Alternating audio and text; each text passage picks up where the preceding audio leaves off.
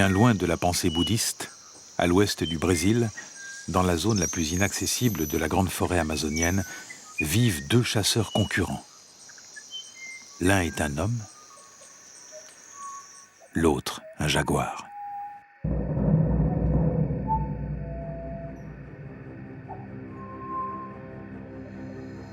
La forêt assure leur survie.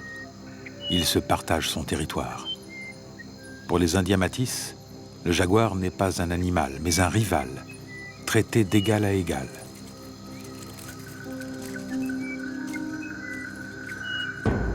Le jaguar incarne le chasseur suprême, auquel les Métis veulent ressembler.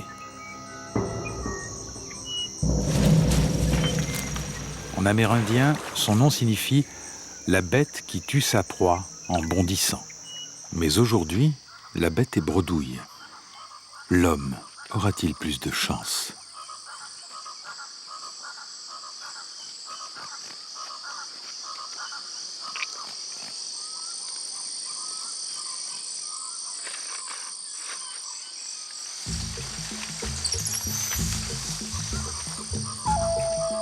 Comme le jaguar, les Métis traquent leur proie en solitaire.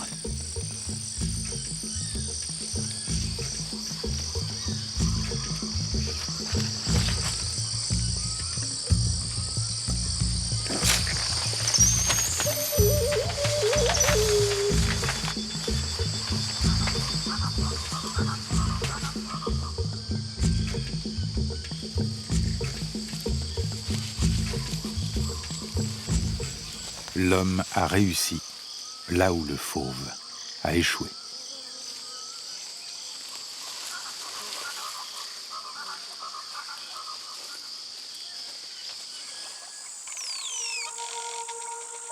Le jaguar nage aussi bien qu'il grimpe aux arbres. Maître des éléments, il symbolise la vie, la mort et le monde des enfers.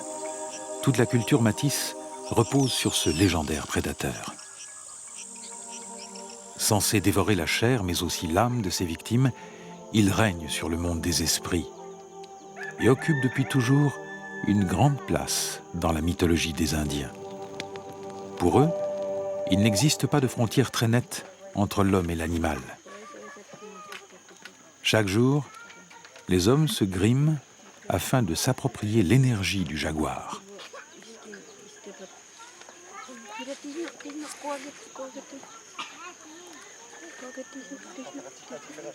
Leurs joues et leurs narines sont percées dès leur plus jeune âge, leur peau tatouée. Des éclats de palmier figurent les moustaches de l'animal. Par ces ornements, les Indiens montrent leur admiration et leur respect au grand fauve. Devenus des hommes jaguars, ils sont prêts à rivaliser avec lui.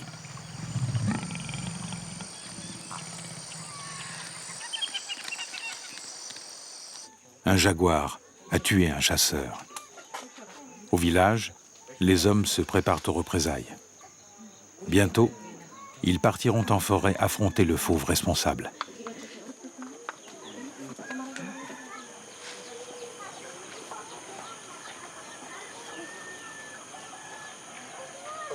Pour réussir, ils ont besoin de tout leur courage et d'une grenouille.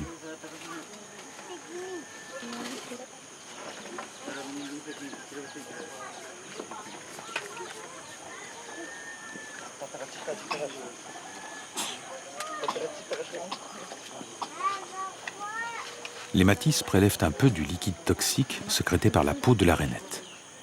Il s'agit d'une sorte d'hallucinogène qui doit aiguiser leurs sens et les protéger. Cette opération est indolore pour l'animal qui sera bientôt relâché.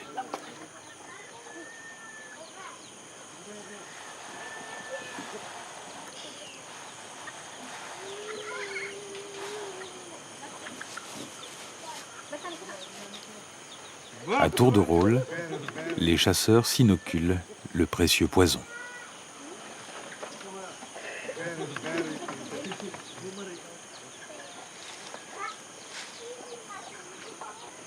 Dans un premier temps, il semble les tétaniser. Mais une fois assimilés par leur organisme, il va décupler leur force. D'habitude, le jaguar et l'homme s'évitent. Mais lorsqu'il s'agit de venger l'un des leurs, les Matisse sont prêts à faire face au grand fauve.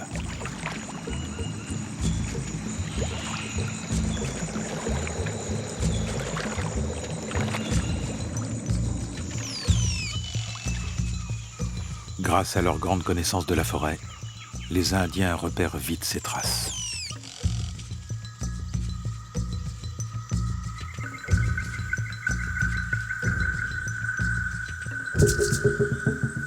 Le jaguar est tout proche.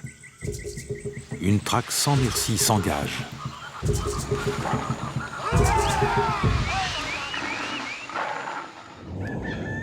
Justice est faite.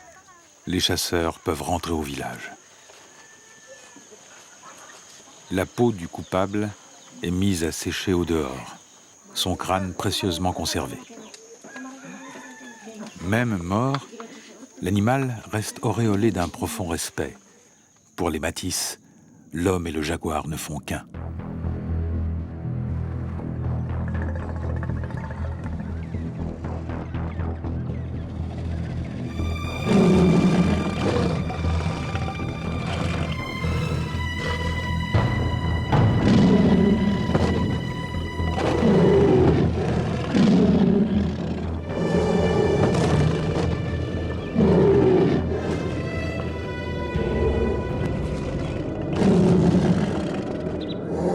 Le lion est le plus célèbre des grands fauves. Sa renommée lui vient de l'immensité du territoire conquis à coups de griffes et de dents.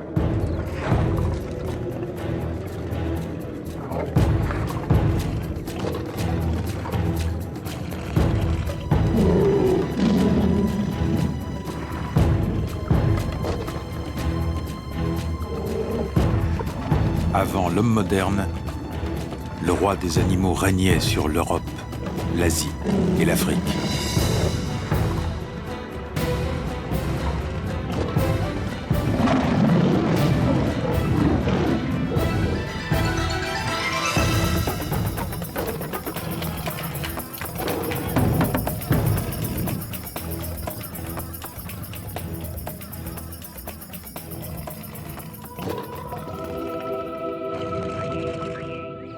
Aujourd'hui, l'Afrique est son dernier refuge.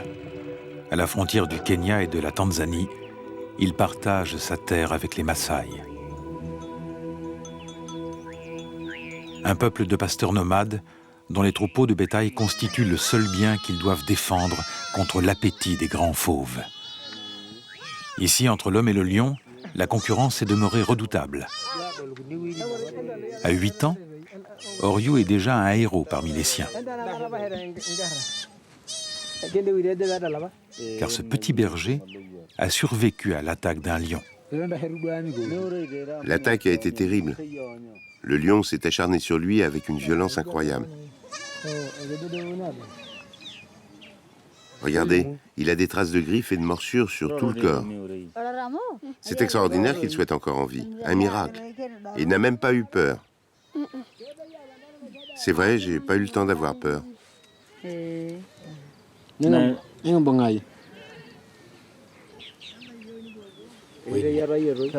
jeune garçon fait l'admiration et la fierté de tous. Ses blessures sont autant de gages de sa bravoure.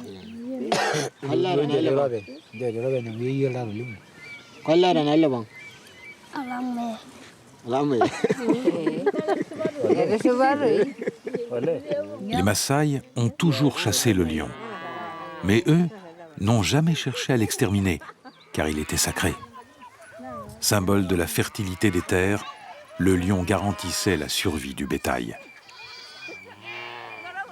Oryou a fait face au grand fauve. Il deviendra un grand guerrier. En attendant, il regarde avec envie ses aînés, les Moranes, partir chasser. Ils restent en groupe, car ils risquent à tout moment de rencontrer leur redoutable rival. Mais cette perspective ne les effraie pas. Dès leur plus jeune âge, ils y sont préparés.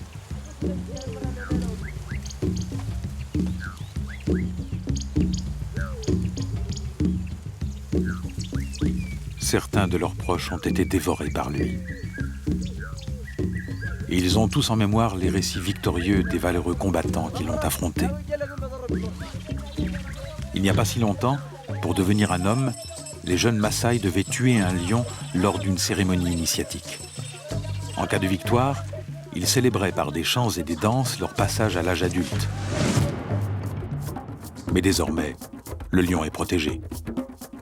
Officiellement, seuls subsistent les témoignages des anciens.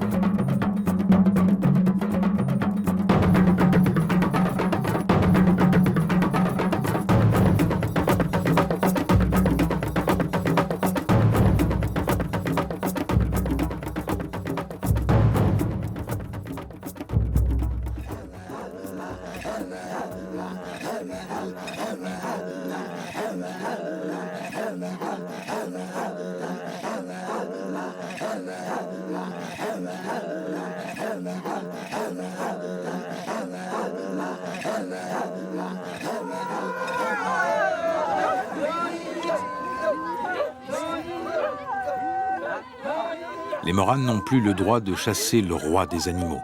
Pourtant, les crinières de lion qui ornent la tête de certains guerriers semblent très récentes.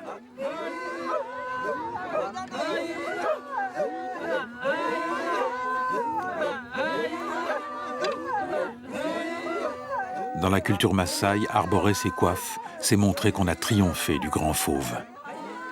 Preuve évidente que de nos jours, des affrontements ont toujours lieu.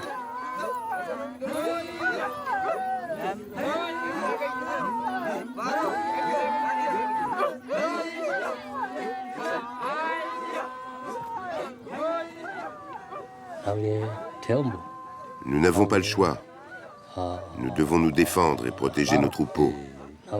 C'est notre survie qui est en jeu, et celle de nos enfants. Alors nous tuons des lions. Même si ce fauve représente un réel danger, les paroles d'Urga, le sorcier du village, résonnent comme un prétexte. Car pour son peuple, vaincre le lion est moins une nécessité vitale qu'un besoin culturel. Urga concocte donc régulièrement une précieuse potion destinée aux chasseurs.